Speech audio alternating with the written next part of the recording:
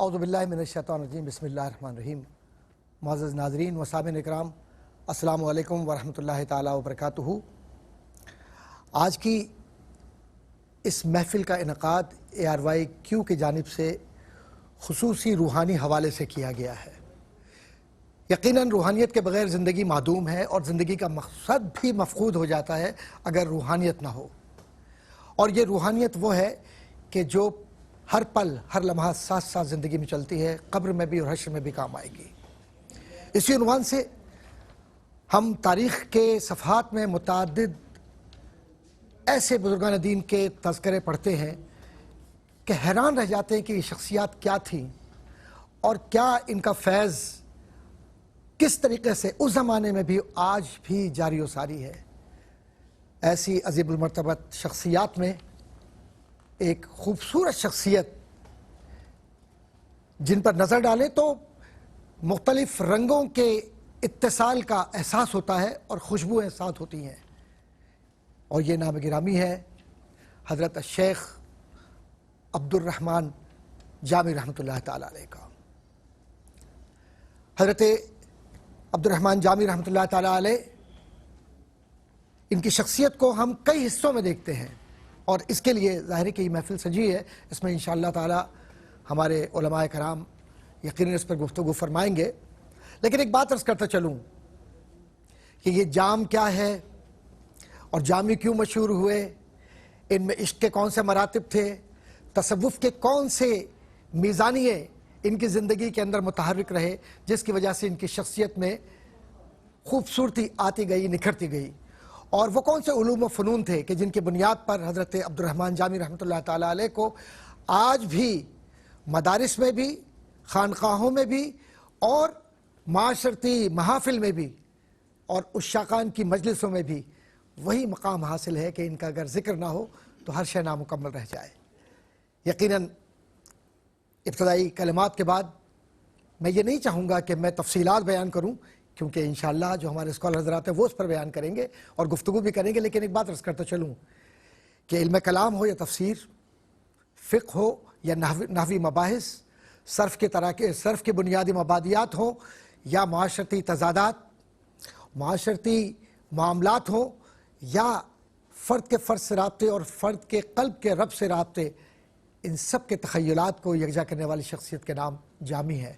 اور جامی میں جو عشق ہے وہ اس جامعیت کے ساتھ ہے کہ انہیں بغیر پڑھے ہوئے اور ان سے بغیر محبت کے اظہار کے کوئی شخص آگے چل ہی نہیں سکتا۔ بس ان ابتدائی کلمات کے بعد میں یہ چاہوں گا کہ اپنے مہمانان گرامی کا تعارف کراتا چلوں۔ خوش نصیبی ہے کہ ہمارے درمیان اہل علم میں ایک بہت ہی خوبصورت نام اور بہت ہی محبت کے ساتھ علمی مباحث کو سمیٹتے ہوئے اپنی بات کو پہنچاتے ہیں، قبلہ مفتی محمد سہیل رضا امجدی صاحب۔ آپ تشریف فرمائے ہیں۔ السلام علیکم ورحمۃ اللہ تعالیٰ وبرکاتہ۔ السلام ورحمۃ کیسا اللہ مزاج ہے آپ کا؟ الحمدللہ۔ دوسری شخصیت ہمارے بھائی مفتی محمد خرم اقبال رحمانی صاحب کی ہے۔ آپ بھی ماشاءاللہ بہت ہی خوبصورت طریقے سے بات کو پہنچاتے ہیں اور علمی دلائل اور علمی وقائع میں آپ اپنی نظیر آپ ہیں۔ شکریہ۔ پھر اس کے بعد یہ بات نامکمل رہے گی کہ اگر حضرت جامی کا کلام نہ ہو اور اس کلام میں پڑھنے والا اس عقیدت کے ساتھ نہ پڑھے۔ آج خوش نصیبی سے جناب انور ابراہیم صاحب اور ان کے صاحبزادے حافظ حمزہ انور ہمارے ساتھ موجود ہیں، اور یہ وہ خوبصورت کلام پیش کریں گے جس کلام کو سن کر روح پر ایک وجدانی کیفیت ہوتی ہے۔ تنم فرسودہ جا پارا ز ہجرا یا رسول اللہ۔ جی بسم اللہ۔ لے علی نبینا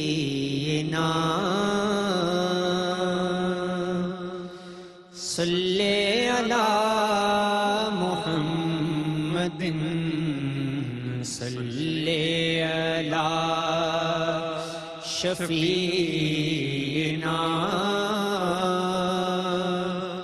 صلی علی محمد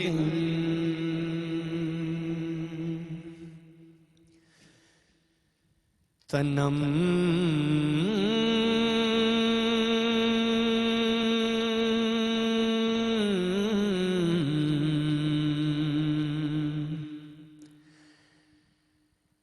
تنم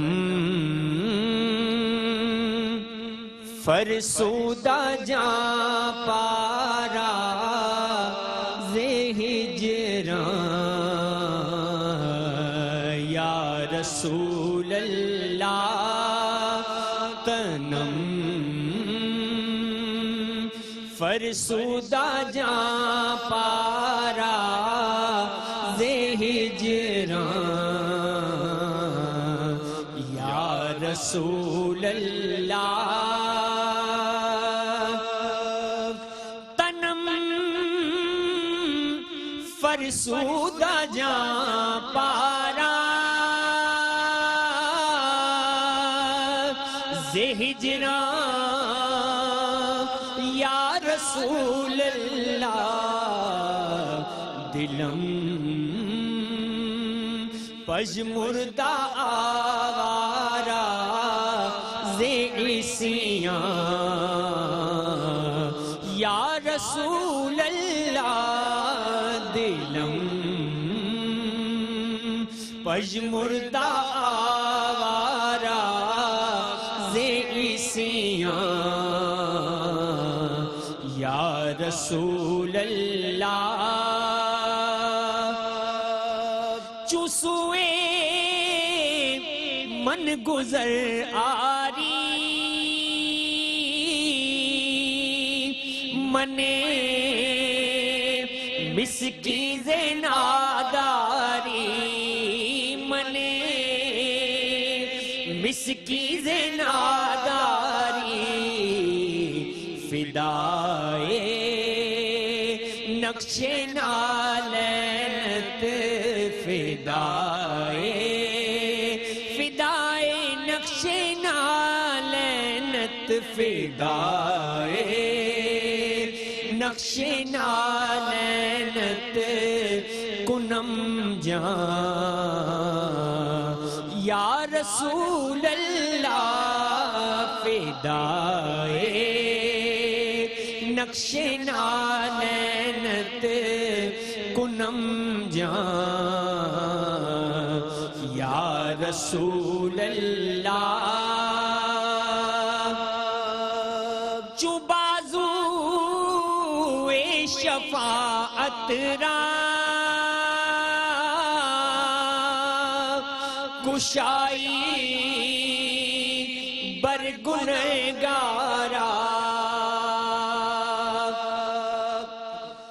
چو بازو شفاعت را کشائی برگنہگارا مکن محروم جاں میرا درا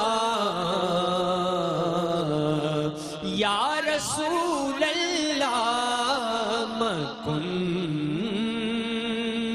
محروم جاں میرا درا یا رسول اللہ تنم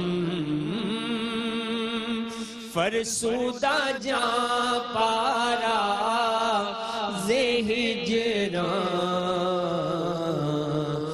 یا رسول اللہ سبحان اللہ سبحان اللہ ماشاءاللہ کیا خوبصورت پیغام اور کیا خوبصورت عشق کا عنوان حضرت جامی رحمۃ اللہ تعالیٰ علیہ کا. عزیزان گرامی اسی کے ساتھ ہم ایک مختصر وقفے کی طرف جا رہے ہیں اور مجھے امید ہے کہ اس روحانی محفل میں آپ شامل رہیے انشاءاللہ آپ کی جانب لوٹتے ہیں. پھر معزز ناظرین و سامعین کرام بار دیگر خوش آمدید اس روحانی محفل میں. اور اب یقیناً گفتگو کا آغاز ہو رہا ہے اس شخصیت کے حوالے سے جس شخصیت کے متعلق آج کی محفل سجی ہے. قبلہ مفتی صاحب جیسے کہ آپ کے علم میں ہے کہ ایک خاص ماحول تھا اور ایک خاص مزاج تھا اس معاشرے کا جس میں حضرت مولانا جامی رحمۃ اللہ تعالیٰ علیہ کی ولادت ہوئی, نام نسب جگہ, اور پھر اس کے پورے یعنی ان کی ولادت کے بعد کیا اثرات ہوئے ماحول پر, معاشرے پر. تو ہم یہ چاہیں گے کہ گفتگو کا آغاز آپ کیجئے تاکہ یہ بات ہمارے بہن بھائیوں تک پہنچ سکے. بسم اللہ الرحمن الرحیم. اللہم صلی علی سیدنا و مولانا محمد وعلی آلہ و اصحابہ وبارک وسلم۔ بہت بہت شکریہ قبلہ ڈاکٹر صاحب۔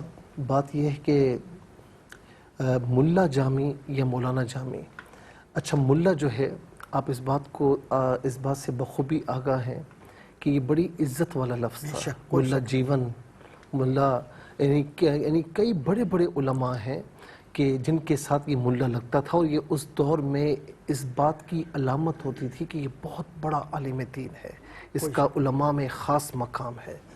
تو بہرحال اس دور کے اعتبار سے میں کہوں گا مولانا عبد الرحمن جامی۔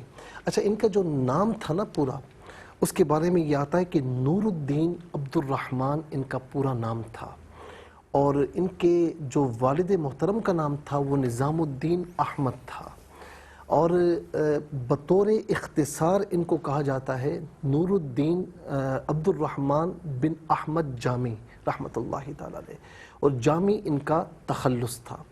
اچھا عام طور پر جو تاریخ نگاروں نے لکھا وہ یہ لکھا کہ ان کے نانا جن کا نام شمس الدین محمد تھا وہ رشت کے علاقے کے رہنے والے تھے، اور یہ رشت کا علاقہ وہ ہے کہ جو کسی وقت اصفہان میں، جو ایران کا ایک علاقہ ہے یا صوبہ کے لیجئے، اصفہان کے علاقے میں آتا تھا۔ پھر اس کے بعد ایران کا ایک مشہور جو جدید ایران بنا، اس میں جو گیلاں کا شہر تھا اس میں یہ جو رشت تھا، یہ علاقہ، یہ ایریا یہاں پر موجود تھا۔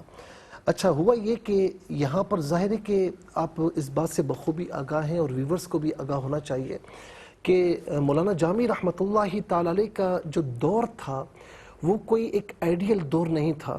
ایران میں مختلف فتنے فساد تھے، شورشیں تھیں، اور اسی طریقے سے کئی علاقوں میں جو حکمران تھے آپس میں لڑائیوں کا شکار تھے، اور صرف ایک ایریا ایسا تھا، ہرات جسے کہتے ہیں، کہ یہاں پر ایک امن و امان کی صورتحال تھی، اور یہاں پر خاص طور پر اس علاقے کی جو حکمرانی تھی وہ ابو الغازی سلطان حسین حکمران تھا، اور اس کا جو وزیر تھا میر علی جسے کہا کرتے ہیں شیر نوائی، وہ اس کے وزیر تھے، اور یہ دونوں کے دونوں علماء کو، شعراء کو یا مشائخ کی بڑی قدر کیا کرتے تھے۔ تو ایک مقام ہرات ایسا تھا کہ جہاں پر علماء ہوں، مشائخ ہوں، ادباء ہوں، شعراء ہوں، وہ تمام کے تمام اس علاقے میں موجود رہا کرتے تھے۔ اچھا اب شمس الدین محمد، جس طرح میں نے کہا کہ آپ کے نانا ہیں، تو آپ کے والد جو ہے فتنہ فساد جب بہت زیادہ اپنے عروج کو پہنچا، شورشیں اپنے عروج کو پہنچی، تو آپ نے رشت سے ہجرت فرمائی اور خراسان کے ایک قصبے میں تشریف لائے، اور یہیں پر خراسان کے اس قصبے میں عبد الرحمن جامی رحمۃ اللہ تعالی علیہ کی جو ولادت باسعادت ہوئی وہ 817 میں ہوئی۔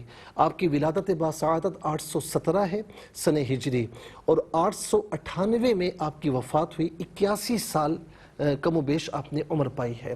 اچھا میں یہاں پر یہ بھی عرض کرنا چاہوں گا کہ یہ جو ابو الغازی سلطان حسین تھے اور میر علی شیر نوائی تھے، یہ خاص طور پر مولانا جامی رحمۃ اللہ تعالی علیہ کی بھی بڑی قدر کیا کرتے تھے۔ کئی مواقع پر ایسا ہوا کہ سلطان حسین یہاں پر بیٹھے ہوئے ہیں، ایک طرف وزیر میر علی شیر نوائی ہیں، اور ایک طرف مولانا عبد الرحمن جامی رحمۃ اللہ تعالی علیہ ہے، اور کئی مرتبہ ایسا بھی ہوا کہ جو سب سے صدر مقام تھا، جسے کہتے ہیں نا کہ جہاں پر سب سے جو بڑا شخص ہوتا ہے وہ بیٹھتا ہے، تو اس مقام پر بھی لوگوں نے آپ کو بیٹھے ہوئے دیکھا، یعنی آپ کی اتنی قدر کی جاتی تھی۔ اور میں ایک بات یہاں پر عرض کروں گا کہ اگر ایک شاعر ہے تو وہ آپ کو ایک بلند پایا شاعر مانتا ہے۔ اچھا اسی طریقے سے ایک نثر نگار ہے تو وہ آپ کو نثر نگاری میں ایک اعلیٰ مقام پر مانتا ہے، دیکھتا نہیں ہے، اعلیٰ مقام پر مانتا ہے۔ اچھا جب صوفی کی بات آ جائے تو صوفی آپ کا نام سن کر وجد میں آتا ہے، وہ اشیعۃ اللمعات کو یا نقد الفصوص کو یا جو ہے وہ لوامع کو بھول نہیں سکتا۔ اچھا اسی طریقے سے اگر سیرت کے میدان میں دیکھا جائے تو مولانا عبد الرحمن جامی رحمۃ اللہ تعالی علیہ نے شواہد النبوہ ایسی لکھی ہے جو سیرت بھی بیان کرتی ہے اور ہمیں عشق رسول بھی سکھاتی ہے۔ کیا بات ہے، سبحان اللہ سبحان اللہ۔ تو یہ خوبصورت پیرایا اور ایک خوبصورت انداز مولانا جامی رحمۃ اللہ تعالیٰ علیہ کے جو مباحث ہیں نثریہ نظمی دونوں میں نظر آتا ہے، اور قبلہ مفتی صاحب آپ نے بہت ہی خوبصورت پیرائے میں اسے بیان فرمایا ہے۔ ظاہر ہے کہ بہت سارے حالات ایسے ہوتے ہیں کہ جن میں ہم یہ سمجھتے ہیں کہ بغیر سفر کے کوئی معاملہ بنتا نہیں ہے، اور خاص طور پر دین کے معاملے میں، تصوف کے معاملے میں تو بزرگان دین کی زندگی کا شعار یہ ہے کہ سفر کے بغیر کچھ بھی حاصل نہیں ہوتا۔ تو قبلہ مفتی رحمانی صاحب، آپ کے علم میں تو یقیناً ہے یہ بات، لیکن احباب تک یہ بات پہنچے کہ ان کے سفری حالات کیا تھے۔ بسم اللہ الرحمن الرحیم والصلاة والسلام علی رسول الکریم، اما بعد۔ مولانا عبد الرحمن جامی رحمۃ اللہ تعالی علیہ، جہاں قبلہ مفتی صاحب نے ارشاد فرمایا اور آپ کے علوم و فنون پر جو آپ کی ایک ماہرانہ جو آپ کی دسترس تھی زمانے بھر نے تسلیم کی، لیکن جو ایک خاص رنگ ہے آپ کا، وہ جو عشق رسول صلی اللہ تعالیٰ علیہ وسلم ہے نا، وہ آپ کی ہر عام اور خاص کے اندر آپ کی ایک خاص پہچان ہے۔ حضرت مولانا عبد الرحمن جامی رحمۃ اللہ تعالیٰ علیہ کی بھی حیات مبارکہ ہمارے اسلاف کی طرح سفر میں گزری۔ اچھا، ایک طرف خاص طور پہ آپ کا جو علمی سفر ہے اگر ہم اس کو دیکھیں تو جب آپ ہرات تشریف لے کر آئے تو یہاں پر ایک مدرسہ تھا، مدرسہ نظامیہ، تو یہاں پر آپ نے اپنی ابتدائی تعلیم کا سلسلہ شروع کیا۔ ابھی آپ چھوٹے سے تھے اور اس مدرسے میں آپ داخل ہو گئے، تو وہاں پر جو علوم عربی کے ماہر تھے جنید اصولی، ان کے درس میں آپ شامل ہوئے، اور وہاں پر آپ نے ابتدا تو آپ کو چھوٹی کتاب سے کرنی تھی، لیکن وہاں پر جو ہے مطول کتاب پڑھائی جا رہی تھی جو ایک بڑی کتاب ہے، تو باقی سب بڑے بڑے تلامذہ تھے اور یہ ایک چھوٹا سا بچہ تھا، لیکن علمی استعداد اتنی تھی کہ یہ بڑوں کا مقابلہ کرنے کے لیے تیار تھا، اور وہ بڑی کتاب سے ہی آپ نے ابتدا کی ہے۔ فلسفے کی بنیادی مبادیات کو سمجھنے کے لیے اور کلامی مباحث جو چل رہے تھے اس کو سمجھنے کے لیے، یعنی وہ علمی استعداد مولانا جامی میں بچپن سے تھی، اور میں سمجھوں گا کہ فیضان نظر ہے کہ بچپن سے ہی مولانا جامی علیہ رحمہ، اور بلکہ بھی علمی سفر میں اگر ہم دیکھتے ہیں کہ جہاں آپ نے جنید اصولی علیہ رحمہ سے آپ نے اکتساب فیض کیا، وہیں شیخ علی سمرقندی سے آپ نے اکتساب فیض کیا، اسی طرح آپ کے تلامذہ میں مولانا شہاب الدین محمد، یہ وہ ہیں جن کا سلسلہ تلمذ سعد الدین تفتازانی رحمۃ اللہ علیہ سے جا کے ملتا ہے، ان سے آپ نے شرف تلمذ حاصل کیا۔ اچھا، جتنے بزرگوں کے پاس آپ گئے وہاں جب آپ نے شرف تلمذ حاصل کیا نا، تو وہیں جو فیضان نظر آپ پر تھا نا، آپ نے اس کا بھی اظہار فرمایا۔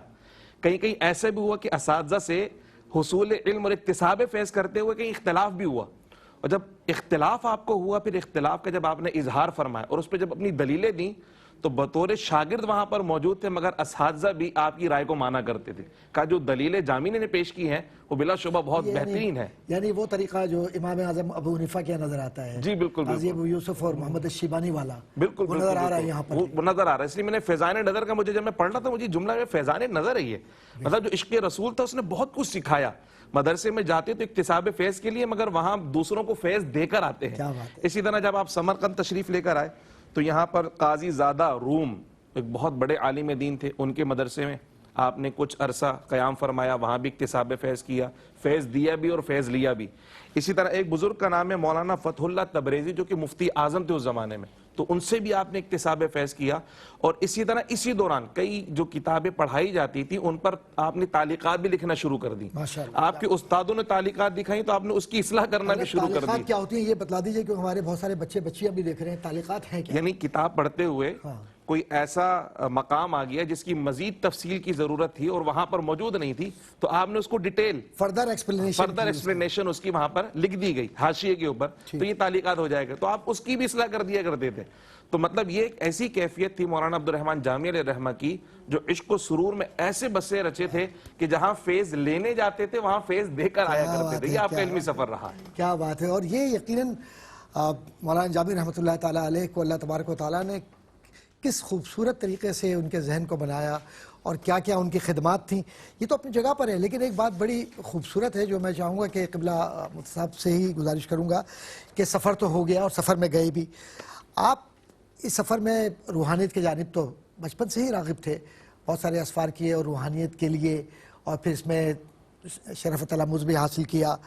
وہ کون سے بزرگان دین ہیں جن سے آپ نے براہ راست اکتساب کیا، فیض حاصل کیا روحانی طور پر، اور اس کے بعد کس سلسلے سے وابستہ ہوئے اور پھر یہ سلسلہ آگے بڑھا، اور یہ کیا طریقہ کار تھا تصوف کے پیغام کو پہنچانے کا؟ اصل یہ ہے بنیاد۔ اچھا، ایک بات یہ ہے کہ جس طرح قبلہ مفتی صاحب نے بھی بڑے پیارے انداز میں فرمایا کہ آپ کی زندگی سے یہ معلوم ہوتا ہے کہ عشق آپ کے وجود میں گویا کہ کسی نے قدرت کی جانب سے کوٹ کوٹ کر بھرا ہوا تھا. یعنی عشق کو اگر ہٹا دیا جائے تو یعنی آپ کی عشق کا تذکرہ ہو اور آپ کا تذکرہ نہ ہو تو عشق کا تذکرہ آپ کے بغیر ہی نامکمل ہے. اچھا آپ دیکھیں کہ ایک ایسا عاشق جو حضور نبی کریم صلی اللہ تعالیٰ علیہ وسلم کے عشق میں محبت میں بہت اونچے مقام پر نظر آتا ہے، لیکن دوسری طرف ایک علم کی جو اہمیت ہے اس سے بھی غافل نہیں ہے. ایک بہترین عالم دین نظر آتے ہیں. جس طرح میں نے کہا نا کہ صوفی جب ان کی تحریروں کو پڑھتا ہے، اشیرۃ اللمعات کو پڑھتا ہے، نقد النصوص کو پڑھتا ہے، جو ہے لوامع کو پڑھتا ہے، تو اسے مولانا جامی ایک صوفی نظر آتے ہیں. اچھا اسی طریقے سے درس نظامی کا طالب علم ہے. یعنی درس نظامی کی پوری تاریخ آپ دیکھ لیں، شروع سے لے کر اب تک، یعنی آپ دیکھیں کہ شرح جامی نہ پڑھی جائے تو درس نظامی مکمل نہیں ہوتی. عالم بھی نہیں بن سکتا. جی تو ایک عالم دین کو بھی جا بجا مولانا عبدالرحمن جامی رحمۃ اللہ تعالی علیہ شرح جامی کی صورت میں یاد آتے ہیں. اچھا اب آ جائیے کہ جب آپ نے علوم کی منازل، علم کی منازل نہیں، علوم کی منازل آپ نے جب قدر تیزی کے ساتھ طے کی. اچھا تمام جتنے بھی اہل اللہ ہیں نا، ان کی زندگی میں ایک خاص چیز نظر آتی ہے کہ ڈائریکٹ وہ آپ یوں سمجھ لیں کہ روحانی سفر کی طرف نہیں آئے. پہلے انہوں نے علوم کی منازل طے کی. میرے خیال میں اگر آپ گفتگو مکمل کر لیجئے، منازل طے کر لیجئے. جی اب منازل طے کی تو اس کے بعد وہ روحانی سفر کی طرف آئے. تو آپ کے بارے میں بھی یہ ہے کہ جب آپ نے علوم کی منازل طے کی تو اس کے بعد آپ کا یکسر جو دل ہوا، یعنی دل جو راغب ہوا، وہ روحانی سفر کی طرف آ گیا. اچھا آپ سلسلہ نقشبند سے ہیں اور آپ کی جو شیخ ہیں ان کا نام شیخ سعد الدین کاشغری رحمۃ اللہ تعالی علیہ ہے، اور پھر اس کے ساتھ ان کی صحبت میں بہت زیادہ رہے. ظاہر ہے کہ شیخ ہی اپنے مرید کو اس مقام تک پہنچاتا ہے. اچھا پھر اس کے ساتھ ساتھ آپ خواجہ علی سمرقندی رحمۃ اللہ تعالی علیہ کی بارگاہ میں رہے، ان سے بڑا فیض آپ نے حاصل کیا. پھر شیخ قاضی زادہ رومی رحمۃ اللہ تعالی علیہ کی صحبت میں رہے، اور پھر ایک سلسلہ نقشبند کے بہت بڑے بزرگ ہیں، اور اللہ تعالیٰ کا کرم ہے کہ ان کے مزار پر میری حاضری ہوئی. شیخ عبید اللہ احرار رحمۃ اللہ تعالی علیہ. اور میں آپ کو بتاؤں حضرت، میں الحمدللہ قادری ہوں، لیکن میں چشتی بھی ہوں. اس حساب سے محبت کے حساب سے میں نقشبندی بھی ہوں، سروردی بھی ہوں. مجھے سب سے محبت ہے اور سب سے محبت ہونی چاہیے. لیکن عبید اللہ احرار رحمۃ اللہ تعالی علیہ کے مزار پر وہ روحانیت ہے جو بہت کم مقامات پر ہے. اللہ تبارک و تعالی ان کے مزار پر انوار پر کروڑا رحمتیں برکت نازل فرمائے. تو یہ ایک روحانی سفر تھا. اور ایک روحانی سفر شجرہ طریقت کے اعتبار سے آپ دیکھیں تو آپ کا شجرہ طریقت کتنا مضبوط ہے. سعد الدین کاشغری، نظام الدین خاموش، علاء الدین عطار، بہاء الدین بخاری، سید امیر کلال، ان کے مزار پر بھی حاضری ہوئی ہے. یہ سلسلہ نقشبند کے بہت بڑے بزرگ ہیں. پھر بابا سماسی رحمۃ اللہ تعالی علیہ، عزیزہ رامتینی، محمود فغنوی، عارف ریوگری، عبد الخالق اجدوانی، ابو یوسف حمدانی، ابو علی فارمیدی، ابو الحسن خرقانی، اور بایزید بستامی، امام جعفر صادق، قاسم بن محمد بن ابی بکر، اور پھر اس کے بعد سلمان فارسی سے ہوتا ہوا سیدنا صدیق اکبر کے قدموں سے جاتا ہوا حضور نبی کریم علیہ السلام سے جا ملتا ہے. ماشاءاللہ کس خوبصورت پیرائے میں بزرگان دین کے اس تعلق کو بیان فرمایا گیا ہے. اور یہ مفتی صاحب ماشاءاللہ ان کا تو وطیرہ ہے، اور خوبصورت پیرائے میں مشکل سے مشکل معاملے کو بھی حل کرتے چلے جاتے ہیں. اللہ تبارک و تعالیٰ آپ کو اس کا اجر عطا فرمائے. اور معزز ناظرین و سامعین کرام، آپ ہمارے ساتھ ہی رہیے کیونکہ ابھی یہ مجلس مکمل نہیں ہوئی ہے، گفتگو جاری ہے. ایک مختصر سے وقفے کے بعد انشاءاللہ آپ کی جانب ایک بار پھر لوٹیں گے اور ایک بار پھر اس گفتگو کو ہم جاری رکھیں گے. معزز ناظرین و سامعین کرام، بار دیگر آپ کو خوش آمدید کہتا ہوں اس خوبصورت روحانی محفل میں. ظاہر ہے کہ اس میں ہمارے ساتھ ہمارے بھائی مفتی سہیل رضا امجدی صاحب تشریف فرمائے، مفتی رحمانی صاحب تشریف فرمائے. رحمانی صاحب ایک فرمائی کہ چونکہ اسفار کی بات ہو رہی ہے، سفر کی بات ہو رہی ہے، تو یہ جو سفر حج اور دیگر اسفار، اس کی اہمیت کیا رہی اور اس سے کیا پیغام گیا؟ ایک کیفیت تو مولانا عبدالرحمن جامی علیہ رحمہ کی ہمیں نظر آئی اکتساب فیض کی، جہاں آپ نے علوم شرعیہ کا بھی اکتساب کر لیا اور پھر روحانیت کی منازل بھی طے کر لیں. اب ظاہر سی بات ہے جس طرح یہ روشن ہوا اس روشنی کو آگے پھیلانا بھی تو ہے. اب اس روشنی کا سفر آگے بڑھ رہا ہے. تو اب آگے کی جو اسفار ہیں اس میں دو کیفیتیں ہمیں نظر آتی ہیں. ایک تو ابتدائی اسفار کا ذکر ہماری شروع کی گفتگو میں آ گیا. اس کے بعد جو آپ کا سفر ہے نا وہ زیادہ تر آپ کا سفر یا تو اس کیفیت میں رہ کر اپنے شیخ حضرت خواجہ عبید اللہ احرار سے ملاقات کے لیے، ان کی زیارت کے لیے آپ تشریف لے جاتے رہے. اور دوسرا جو آپ کا سفر ہے سفر حجاز جسے ہم کہتے ہیں، تو یہ سفر بڑا طویل تھا اور اس سفر کو دوران یہ تقریباً 2 سال پر مشتمل ہے. چونکہ آپ پیدل گئے اور یعنی آپ کا جو سفر تھا جتنے علاقے بیچ میں آتے رہے، اس میں بغداد شریف بھی ہے اور اس کے اندر خراسان بھی ہے اور اس کے اندر جو ہے کردستان بھی ہے، اس کے اندر کربلا بھی ہے، اس کے اندر نجف اشرف بھی ہے، ہمدان بھی ہے، تبریز بھی ہے، حلب بھی ہے. یہ جتنے علاقے بیچ میں آتے رہے آپ سب جگہ آپ نے وہاں پڑاؤ بھی ڈالا، قیام بھی کیا، اور جو اللہ سبحانہ و تعالی نے عشق اور جو ہدایت کا جو فیض آپ کو عطا فرمایا تھا آپ نے لوگوں میں بانٹا، وہ لوگوں میں پھیلایا، اور وہاں ہدایت کے چشمے بہاتے ہوئے آپ سفر حجاز پر تشریف لے گئے حج کی ادائیگی کے لیے. اچھا، حج کی ادائیگی کے حوالے سے ایک تو روایت یہ ہے کہ آپ ابتداءً پہلے مدینہ منورہ تشریف لے گئے اور پھر وہاں سے آپ حج کے لیے مکہ مکرمہ گئے. اور جو خاص طور پہ جو ارکان حج کی ادائیگی کے بعد جو آپ کا رسول اللہ صلی اللہ تعالی علیہ وسلم کے دربار گوہر بار میں جو دوبارہ سفر ہے، وہ جو کیفیت ہے وہ جو خاص طور پہ بیان کی جاتی ہے، اور میرے خیال سے یہ ایک اشارہ جو عشاق کے لیے ہے کہ جہاں حضور علیہ الصلوۃ والسلام کی حمد و ثنا ہو، سرکار کو خبر نہ ہو، یہ ممکن ہی نہیں. خواہ وہ بوسیری صاحب علیہ الرحمہ قصیدہ لکھے ہیں وہ سرکار کو پتہ نہ چلے. اسی طرح جب مولانا عبد الرحمن جامی علیہ الرحمہ خاص نعت شریف حضور علیہ الصلوۃ والسلام کے دربار گوہر بار میں پیش کرنے کی نیت رکھتے ہیں کہ جاؤں گا تو سرکار کے روزے پہ یہ نعت پڑھوں گا، اور اس نعت پڑھنے کی نیت سے جب حضور علیہ الصلوۃ والسلام کے دربار گوہر بار میں جانے کے لیے مدینے کا سفر اختیار کرتے ہیں، تو حضور علیہ الصلوۃ والسلام مکے کے کوتوال کو بتاتے ہیں کہ بھئی عبد الرحمن جامی آ رہا ہے، اس کو روکو، اس کو مدینے نہ آنے دینا. آپ ان کو روک لیتے ہیں. لیکن عشق کا سفر ہے، عاشق کیسے روکے مدینے جانے سے؟ آپ دوبارہ سفر اختیار کرتے ہیں. پھر حضور علیہ الصلوۃ والسلام مکے کے کوتوال کی خواب میں آتے ہیں کہ ابھی وہ پھر آ رہا ہے، اس کو روکو. ان کو پھر روک لیا جاتا ہے اور روک کر قید خانے میں ڈال دیا جاتا ہے. ابھی عجیب کیفیت ہے، کوئی جرم نہیں کیا مگر قید خانے میں ڈالا جا رہا ہے، اور جرم صرف یہ کہ حضور منع کر رہے ہیں، تم مدینے کیوں جا رہے ہو؟ مدینے جانے سے روکا جا رہا ہے. تو اب ان پہ ایک کیفیت طاری ہے کہ حضور مدینے آنے سے کیوں مجھے روکا جا رہا ہے، اور جیل میں ڈال دیا گیا ہے. تو نبی کریم رؤوف الرحیم صلی اللہ علیہ وسلم مکے کے کوتوال کے خواب میں تیسری مرتبہ ہے.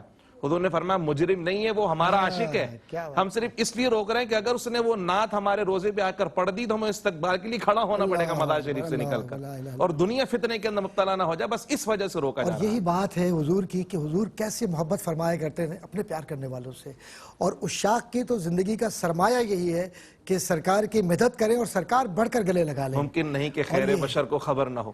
ایسے جہاں کیسے ہو مدح سکتا ہے؟ سرائی ہو رہی ہے اور سرکار علیہ الصلوۃ اور والسلام قرآن کی تو بارگاہ جب میں شاہد کہتا ہے تو وہ دائمی شہادت ہے حضور کی، اور حضور موجود نہ ہو اور کیفیت سے واقف نہ ہو، یہ تو ایمان کے خلاف ہے. یہ قبلہ صاحب، یہ ساری گفتگو جو آج ہوئی اس سے کیا پیغام ملتا ہے؟ میں چاہوں گا کہ آپ سے بھی اور قبلہ رحمانی صاحب آپ سے بھی، تاکہ وہ پیغام جائے اور اس کے بعد ہم گفتگو کو سمیٹتے ہوئے پھر ہم حضور کی ثنا کی طرف جائیں گے انشاءاللہ. اچھا، میں مختصر پیغام یہ دوں گا جو آپ کی حیات طیبہ میں ہمیں ملتا ہے کہ روحانی سفر بغیر علمی سفر کے ممکن نہیں ہے. کوئی ٹھیک شک ہے نا؟ اور اسی طریقے سے آپ روحانی سفر بھی طے کر لیں، علمی جو ہے اسفار بھی کر لیں، لیکن جب تک حضور نبی کریم علیہ الصلوۃ والسلام کے عشق میں اپنے آپ کو فنا نہ کر دیں تو مقصود اور مطلوب حاصل نہیں ہو سکتا. آپ کو مقصود اور مطلوب اسی وقت ملا جب اپنے آپ کو بارگاہ مصطفیٰ میں فنا کیا. کیا بات ہے، یعنی عشق کے فنا کے بغیر بقا نہیں ملتی. اور کوئی اگر یہ سوچے ادھر ادھر تو ادھر ادھر کچھ نہیں ملتا تو دربار مصطفیٰ سے ملتا. اب دیکھیں نا کہ نعتخوانی میں بھی آپ امر ہو گئے کہ تنم فرسودہ جا پارا زہجراں یا رسول اللہ. جب تک یہ نہ پڑھی جائے تو مزہ ہی نہیں آتا. اور جب تک نعتخوانی میں جامی کا ذکر نہ ہو نعتخوانی مکمل نہیں ہوتی. قبلہ مصطفیٰ آپ فرمائیے گا. قبلہ مولانا جامی علیہ الرحمہ کی حیات مبارکہ سے جو ہمیں درس ملا، محمد کی محبت دین حق کی شرط اول ہے، اسی میں اگر خامی تو سب کچھ نامکمل ہے. کیا بات ہے، خامی اگر رہ گئی تو پھر ایمان کہاں سے ہوا؟ لا یؤمن احدکم حتی یکون احب الیہ من والدہ وولدہ والناس اجمعین. تو کائنات کی ساری محبتیں رفتیں حضور کے قدموں سے ملتی ہیں. اور زندگی کا محور، زندگی کا منبع اس بات کو بنا لیجئے کہ جامی جو عشق میں فنا ہوئے، رومی جو عشق میں فنا ہوئے، اقبال جس نے اپنے آپ کو فنا کیا، بصیری نے اپنے آپ کو فنا کیا، بلال نے اپنے آپ کو فنا کیا، اور اویس قرنی نے اپنے آپ کو، یہ سب کے سب وہ لوگ ہیں جنہیں تاجدار مدینہ صلی اللہ علیہ وآلہ وسلم کی سند محبت عطا ہوئی اور سند عشق عطا ہوئی، اور عشق نامکمل رہتا ہے جب تک کہ حضور کی سند نہ ہو۔ اور یہ عشق کیوں ہے اور یہ کیسے ملتا ہے، اس کو جامی نے صرف ایک جملے میں کہا تھا کہ یہ عشق ملتا ہی اس کو ہے جو اپنی ذات کو فنا کرتا ہے۔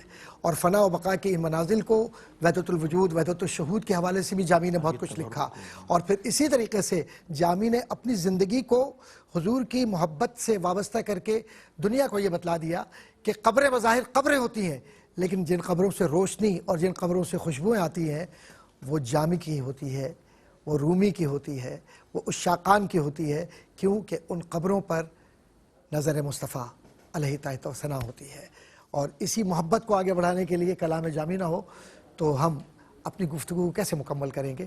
میں گزارش کروں گا محترم جناب انور ابراہیم صاحب سے اور حافظ حمزہ انور صاحب کہ آپ حضور کی بارگاہ میں یہ جامی کا کلام ایسا پڑھیں کہ ہمارے دل رقت کے ساتھ آج اس منزل پر پہنچ جائے جہاں سے عطا ہی عطا ہو۔ چوما حدر ارض و سما، چوما حدر ارض و سیانو دلم ہر دو فدا، جانا توئی جانا توئی، چوما حدر ارض و سما، تابا توئی تابا توئی، رش کے ملک بہر خدا، رش کے ملک نور خدا، رش کے ملک نور خدا، انسان توئی انسان توئی، رش کے ملک نور خدا، انسان توئی انسان توئی۔ زمین از حب او ساکن